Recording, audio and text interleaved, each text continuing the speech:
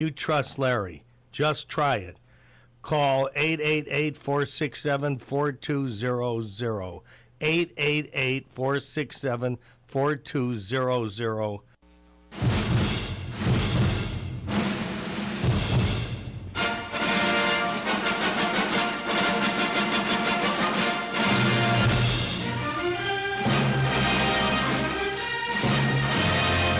And now, with the Manetti Movie Report, it's our own Will Link. Thank you. Good to be back. Lots of movies came out since we've been gone, but I'm going to talk about two in particular now. Two big Christmas Day releases that we had. And Larry, I know you like westerns and love them. I don't know, you a Tarantino fan? Are you a fan of Quentin Tarantino? Oh, very much so. Yeah, I am too. And then you're going to have to check out Django Unchained. Yeah. I love this film. It's typical Tarantino madness, and it's really exciting. If you don't know the story, Django is a slave who is freed by a German bounty hunter, and he'll help the bounty hunter track these guys down if the bounty hunter then helps him free his wife. And his wife is owned by Calvin Candy, this real scummy plantation owner, owns a plantation named Candyland and Leonardo DiCaprio plays Calvin Candy. Oh, nice. The performances are top-notch. DiCaprio is such a great villain. I had never seen him play a villain before, and he's great at it. I really think it's something he should continue to pursue, possibly in some of his acting choices. And Christoph Waltz plays the German bounty hunter. He also, I feel like he was put on this earth between this and Inglourious Basterds, put on this earth to read Quentin Tarantino dialogue. Like him. I like him. Yeah, he won an Oscar for Bastards. He's just as good in this. He's a terrific actor. And, of course, Jamie Foxx plays Django. I love him. Yeah, I see. I'm getting the thing. Of course, Jamie Foxx plays Django. He's terrific. He's a real, like kick butt kind of hero. Also, it's a good character. It's a character who really, he's out there. He wants to save his wife, and it's an interesting character because the film's like half Western, half blaxploitation film that Tarantino clearly loves. He loves those exploitation films.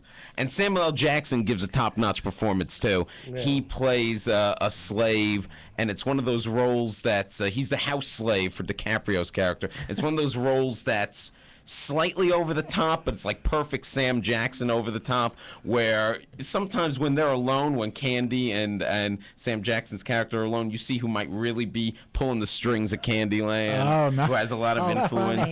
And, there's been a lot of made about, like, the treatment of slavery in it.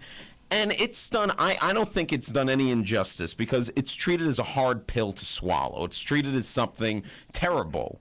And it shouldn't be something easy to watch, and there's a lot of fun action, but there's also some real horrific scenes. Yes, and I agree. I agree with Tomas, who's saying, there's a lot of controversy about the N-word in it being used. And, 1858, Mississippi. Let's not be disingenuous about the characters here. That was used as just like saying hello. And the people who use in this film, they're despicable. They're the villains of the film. Yeah. And Django, Jamie Foxx, he's our hero. So look, I think really highly of this film. Go out and see it. Oh, Django Unchained. Yeah, I'm excited. Yeah. What a great cast. There was a guy that was in it that I knew years ago that was on Miami Vice. Oh, Don Johnson. Yeah, I heard. He's got a great part. He's got a great part in Isn't he it. a No kidding. plantation owner? Yeah, he is too. He's an interesting character. I don't want to say too much about his character. So he still got to wear the white suit then? He's looking. Exactly. He was looking a little Colonel Sanders-ish with the hair. I Nice. remember seeing promos of that. I also want to say, came out because you were asking about it, Nancy. Yeah. Les Mis. Yeah. Les Miserables came Yeah. out, and this is adapted by Oscar winner Tom Hooper, who did The King's Speech. And I really enjoyed it. I was a fan of the music. I saw it on Broadway years ago, so I already come into it loving so much of the source material. The songs are great. Hugh Jackman, I honestly think, gives the best performance of his career. Wow. I know he likes, like, he's a song and dance man. He's done Broadway stuff, and he felt really at home in the character of Jean Valjean. And Anne Hathaway, I think, is probably going to win a supporting actress. No, Oscar. wasn't her scene only about 15 minutes long in the movie? It's a pretty powerful 15 Is it really? minutes. Okay. Yeah, it's That's pretty all emotional. it is? She pops up again, but it's, there are a couple of issues with it. Russell Crowe, not the strongest singer, but he's a hell of an actor, Yeah, but yeah. not the strongest singer. And there are a few, I thought, in the second act when they introduced some new characters, it kind of slowed down a bit.